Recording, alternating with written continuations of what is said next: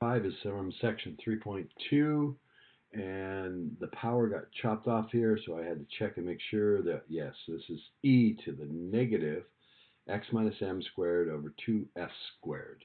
So it's got two parameters, the m and the s.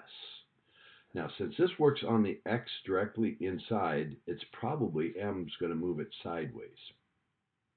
And since the power is positive all the time because of the square and positive here all the time and a negative in front, it's probably going to look something like this, and then instead of going on up, because it's going to square and keep it negative all the time, it's going to come down like this. So it's probably going to look something like this, but it may be moved over some amount because of the m. So that's kind of what it's going to look like. Now it says compute the derivative to find the critical numbers. So e prime of x is going to be, since it's e to something, it's going to be the derivative of the something.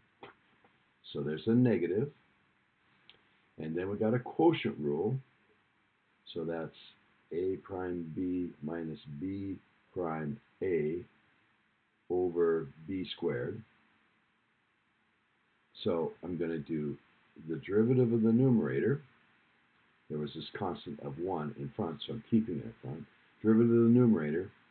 So the derivative of the inside is 1 times the big quantity is something squared, so it's going to be 2 times the something to the 1. That's a prime times b, 2s squared, minus b prime. Oh, but that's just a constant, so I really don't need to do the quotient rule.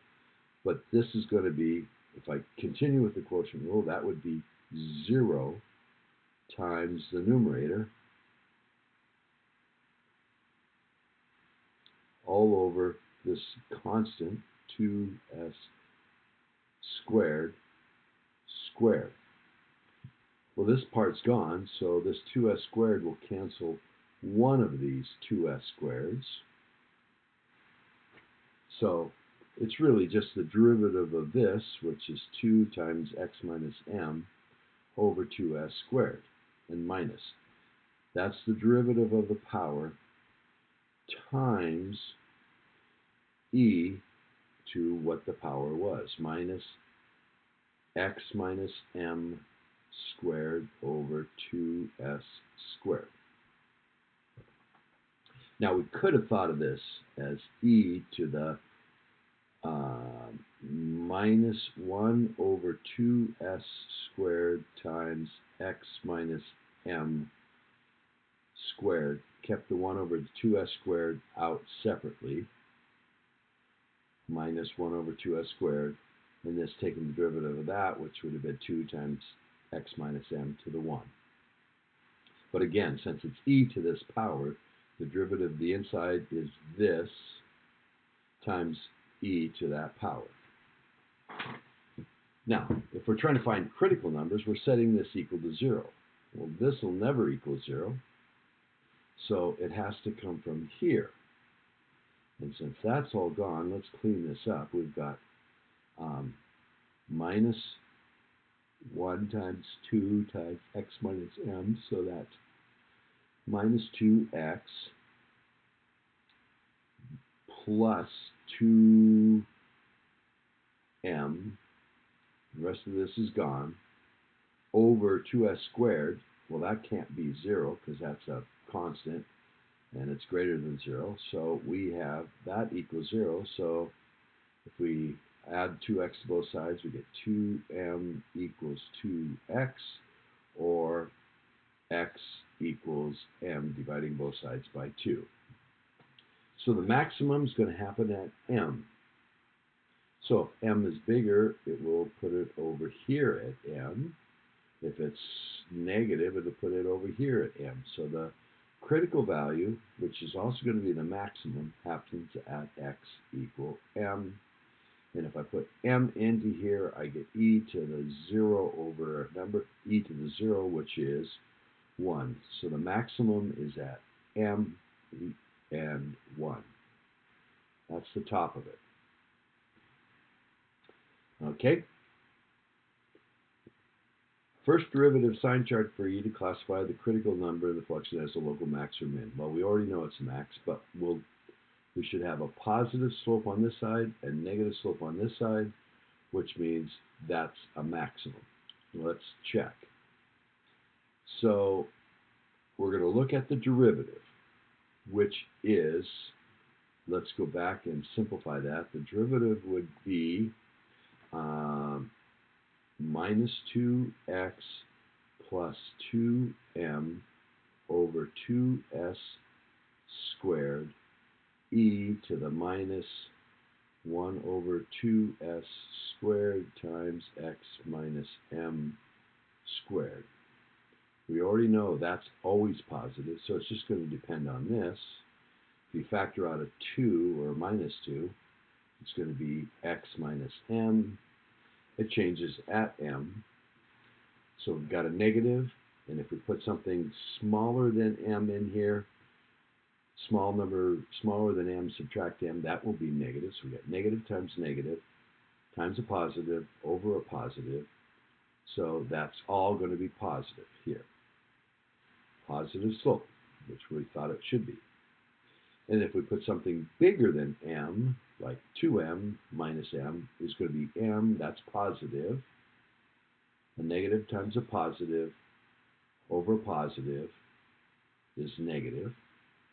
Times a positive is still negative, and so we got a negative slope, and so that's what's going to happen here.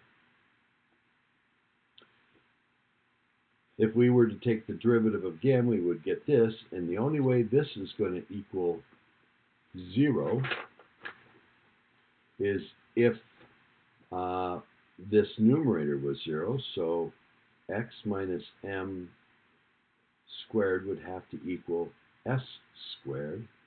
Take the square root of both sides, we get x minus m equals plus or minus s. Add m to both sides, we get x equals m plus or minus s. And that's where the inflection points are going to be. So if we go back to this graph, if we go from m plus s, we'll find that inflection point.